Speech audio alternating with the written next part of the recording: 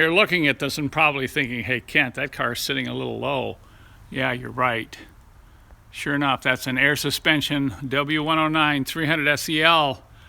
And let me tell you, it'd be sitting a lot lower right now if I hadn't have done something yesterday to keep it from dropping all the way down to the ground.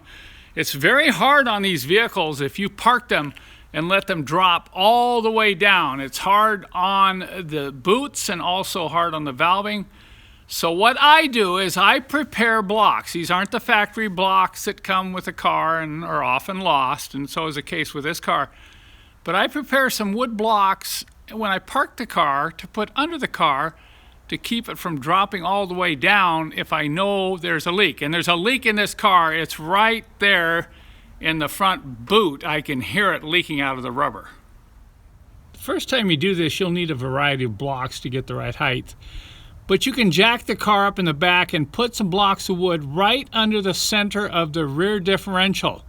You see here I've got 3 blocks. It's still a little bit lower than I would like to see it. But putting blocks like these under that differential will definitely keep the car from dropping down. For the front suspension, you're going to have to be a little more careful when you place the blocks. Notice I've put them right underneath that cross member. It's right behind the engine oil pan. Do not put blocks on any part of the engine, particularly the pan, or you'll really do some damage. Here you can see that cross member where it just snakes under the rear section of the engine.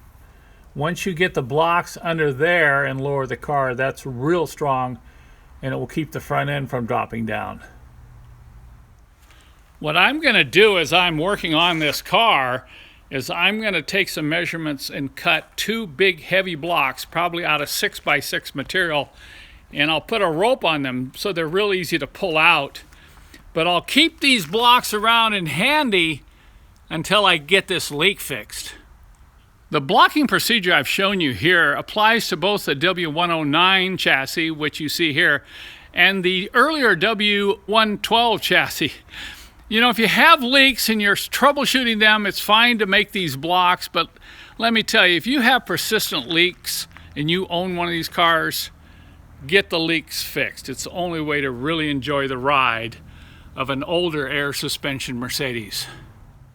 I do have some other videos available on fixing the air suspension system on these older models, so I'll put links in the show more below this video.